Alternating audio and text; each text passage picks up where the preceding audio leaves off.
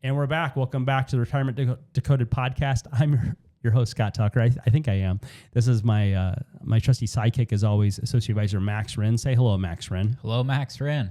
And Max, today we are going to take a listener question from Mary in Park Ridge. Mary in Park Ridge says, Max, should I convert to a Roth before the tax rates go up? ? It's a great question, Mary. Yeah, I like where you're thinking, Mary, because with the Tax Cuts Job Act that President Trump extended with the One Big Beautiful Bill Act that he passed on July 4th, there is a kind of a sunset provision where these may be disappearing after 2028. I think it's a good idea to work with what we got, especially when you're looking at the deficit. It's at 39 trillion with a T. And with Trump's administration spending maybe about, I think it was about maybe in total about 4 trillion for this administration. And with future administrations looking like they're going to spend the same amount, I think it's a good idea to get these Roth conversions taken care of now while we're still in these brackets today. Well, there's a lot there, Max. So again, Mary from Park Ridge says, Max, should I convert to a Roth before tax rates go up? ? A couple of things you said, Max. So there's a Tax Cuts and Jobs Act passed back in 2017, and so that affected tax rates 2018 through 2025. And then the One Big Beautiful Bill Act was signed 4th of July of 2025, and that made the Trump tax cuts permanent or until they're possibly repealed in January 2029. And then I think you meant to say you weren't wrong, but I think we might put a finer point on things. The Trump administration spending just as much money as the Biden administration. And a lot of folks that are clients of ours are President Trump fans. They don't like to hear that. And a lot of our clients are President Biden fans. They don't like to hear that. I mean, we make everybody mad every which way, don't we, Max? Yeah, we try. Yep. So what's happening is about every 100 days we're having trouble with the cameras at tuckeryoutube.com. At about every 100 days, we are adding $1 trillion to the federal debt. And now you just said 39 trillion, Max. I have to look at my U.S. debt clock. I bet by now, since we were sleeping overnight, it's probably crossed 40 trillion by now. It may have, yeah. And big thing about it is this is looking at being looked at pretty well right now. Jerome Powell was actually on TV talking a couple of days how the current spending of the U.S. administrations isn't something that's going to be feasible, and how it's putting the United States in this position where we're going to have some really, really scary problems here soon, just on the trajectory that we're on. So this is something that we've been talking about and looking at for years. I've heard this talk maybe going on for almost a decade now, but we're kind of reaching that point where if we continue doing this, it's going to be really hard to come out of the hole that we're putting ourselves in. Max, I've told you sometimes I listen to the Dave Ramsey podcast. I know a lot of financial planners don't care for Dave Ramsey because he's not insurance licensed. He's not securities licensed. He's not licensed in anything other than real estate. He's not a CPA. A lot of financial planners find fault with him. Even he'll say some wacky stuff about estate planning because he's not an attorney. I was listening to Dave Ramsey. I listen to it as a podcast here now and again because I just like to listen to something. And the other day, somebody called and they said something about, and I agree with him that you shouldn't be a long-distance landlord, but this gentleman called up and said, yeah, so we just inherited some property in Guam, but none of us live in Guam. We live here in the States. And so we're wondering, Dave, should we sell the rental property? He goes, I always tell you to sell long-distance landlord property, even if it's an hour or two away. And he goes, and he didn't realize Guam was the United States. Oh my God. Which is, I mean, for all the things he is, that's one thing he isn't, is I guess an expert on Guam. Yeah. So he goes, what? He's like, rental property in a foreign country? Are you crazy? That's like having property in Costa Rica or something. I was in the Navy for 5 years, so I realized that the Guam is part of the United States, and I mean maybe more than most Americans, because of course if you're listening to the podcast, you're highly educated and you listen, you understand that as well. But Guam was one of the places I could have been stationed as a Navy cryptologist because Guam is geographically positioned closest to China, so I guess there might be closer. there might be something interesting on the receivers. So I guess I should give some background more, because Mary from Park Ridge, and now we are in Chicago, and Park Ridge is across the street. Park Ridge, Illinois. It's one of the suburbs that borders the city of Chicago, or one of the suburbs that borders the city of Chicago, in the northwest corner of the city of Chicago. Now, O'Hare International Airport is right over Max's left shoulder, off camera. And so we do have folks. Max, do you remember we had a gentleman come fly in to see us from Naples, Florida? Yeah, came right off the plane, straight here. He came in and he goes, guys, I don't know. I guess I'm worth. We were asking him, how much you save for retirement, excluding real estate. He goes, well, guys, I guess $30 million. Yeah, he's kind of one of those guys too that 30 mil for him was just like having $3 still. So he was really down to earth. Cool guy. Yeah, real blue collar guy, 58 years of age.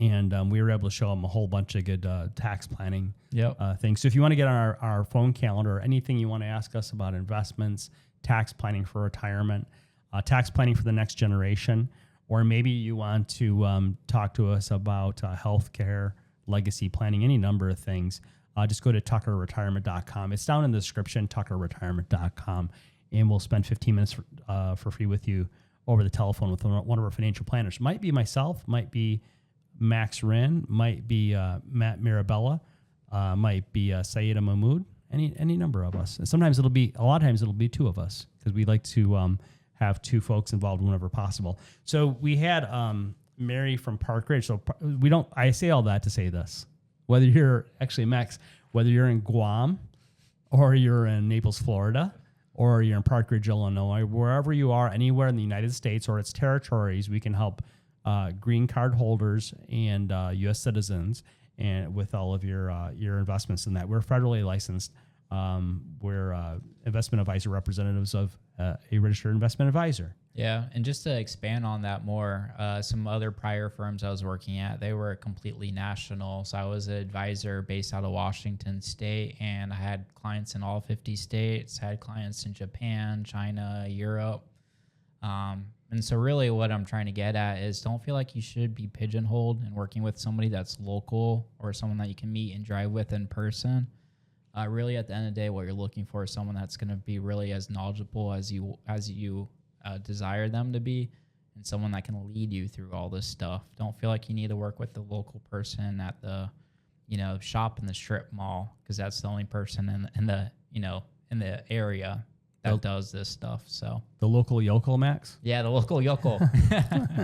It might be a good guy, but when it comes to your retirement, this is something you don't want to play around on. Well, that's a question, how to choose a financial planner. And one thing that I recommend, even if you don't work with us, you should work with somebody who's independent. Yep. Because a lot of times there's a certain national firm that they're in all the strip malls, and they'll have one across the street from themselves, and they're not independent. And so there's some really good advisors at those companies, but they're not allowed. They have a gag order.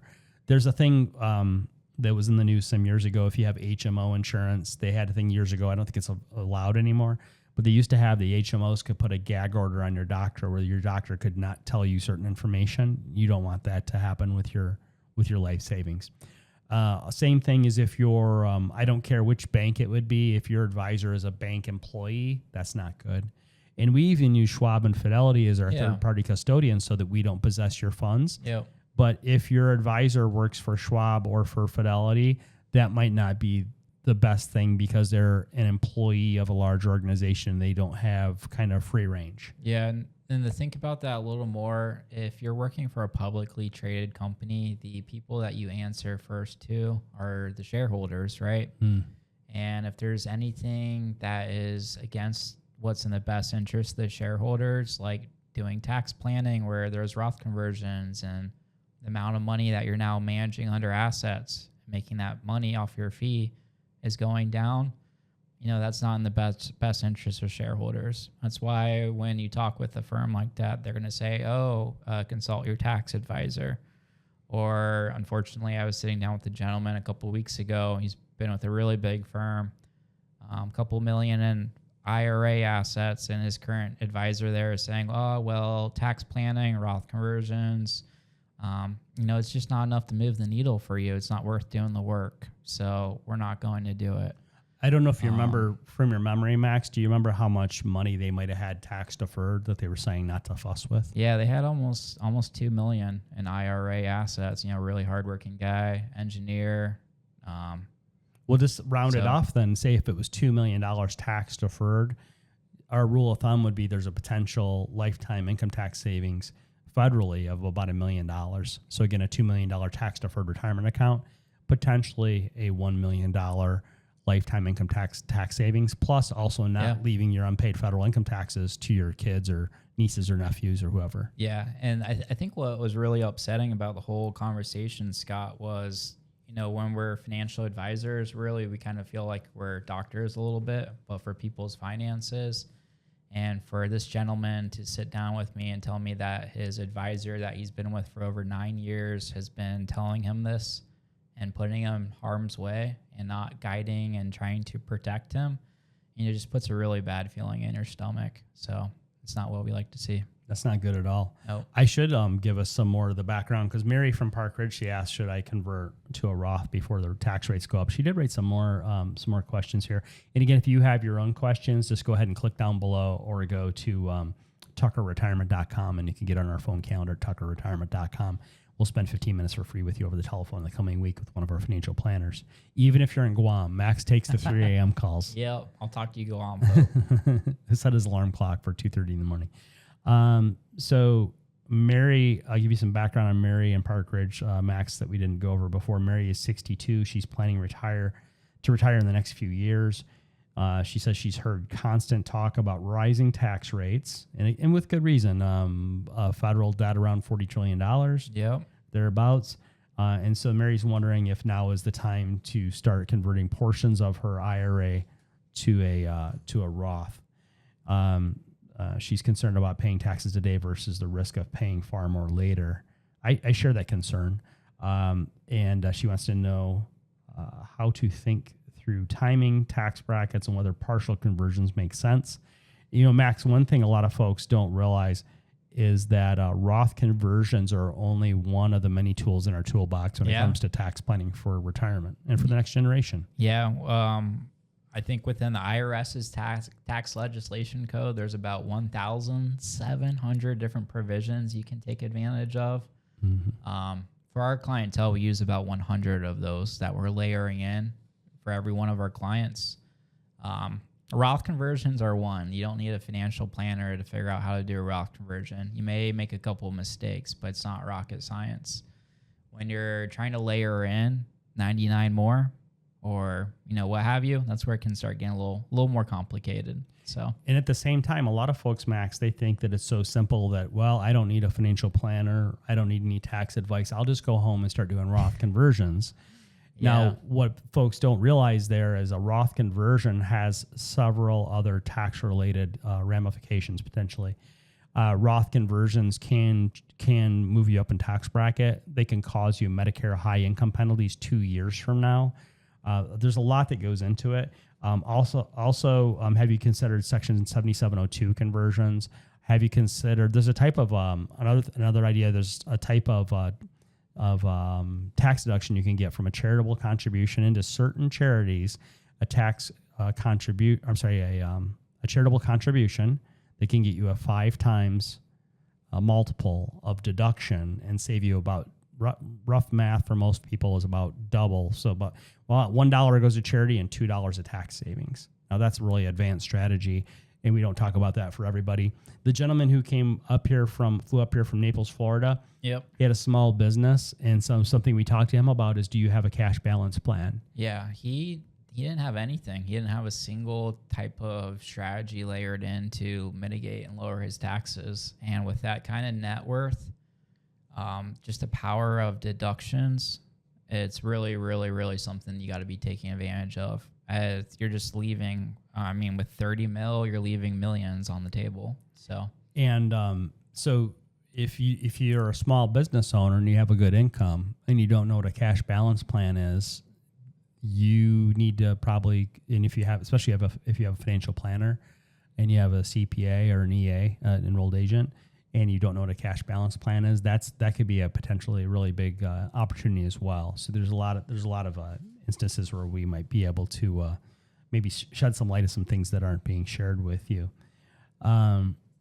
Max, I was going to ask you, we get a lot of questions from the ladies and fewer from the gentlemen. I wonder why. Do you think that the ladies are generally more coachable, if that's a word? Yeah, unfortunately, I think a trend we see is a lot of men, they kind of have this mentality that not knowing how to manage your finances is something that's kind of a slight on your pride. And we see oftentimes that people would rather keep themselves in harm's way rather than willing to ask for help or willing to admit that you don't know this stuff from top to bottom. And I mean, as someone that's spent almost maybe 100,000 hours on my craft, I'm still learning new things every day. So for someone to think that maybe they've spent a couple of dozen hours throughout their lifetime and they think they're an expert on this, it's their retirement though, right? If they want to risk it, it is what it is. I grew up in DeWitt, Michigan, home of the DeWittiets, outside Lansing, Michigan. And I grew up from a blue-collar family on both sides. And so did my fiance, Natalie. And my fiance, Natalie, she grew up on the southwest suburbs of Chicago.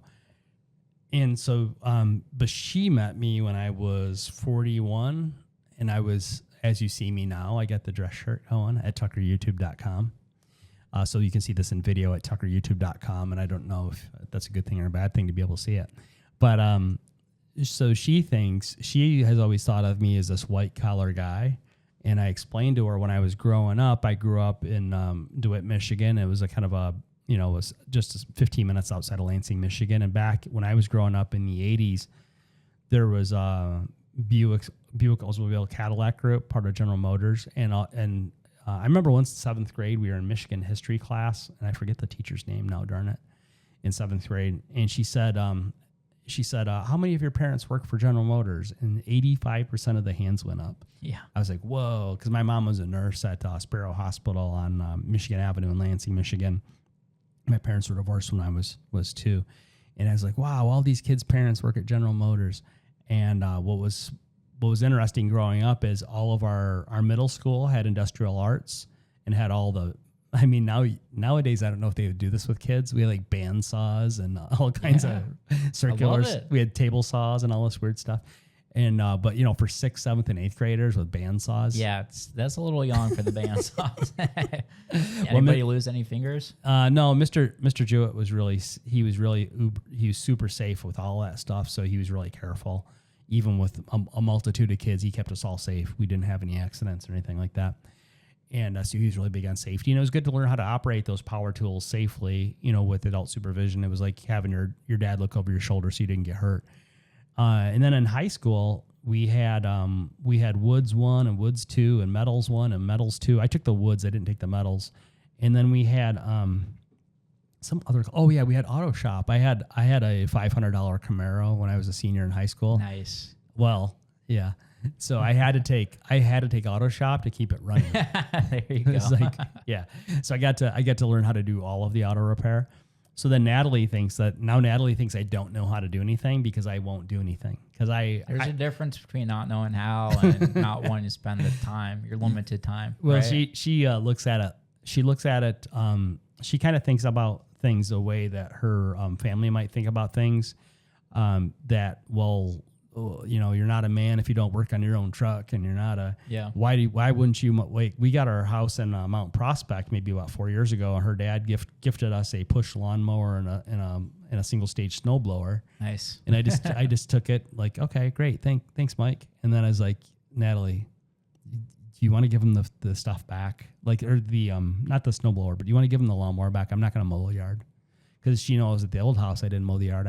There's landscaping companies. They guys need jobs. Yeah, and I don't have the time to do it. I'm not looking forward to that stuff. When I was younger, my parents kept me working hard. So I was, Well, yeah, when I was a it's a lot of kid, fun. when I was a kid, I used to mow lawns to make money, and I'm not gonna mow lawns. No, I work about 6 days a week. yeah, you don't want to spend your one day Yeah, like free let's go mowing lawns, and mowing doing lawns. housework. Yeah, and yeah. So now we actually have a Polish cleaning lady too, because we have hardwood floors, and it's just a chore, and Natalie works too. Well, so the other day I had this couple months ago now, but I got a couple new hockey sticks, and I have a miter saw. I have all these tools in the basement, but she's never seen me use them because we have a handyman that comes by the house, to do stuff. I just get a big laundry list of things to do, and he comes by the house and knocks them out.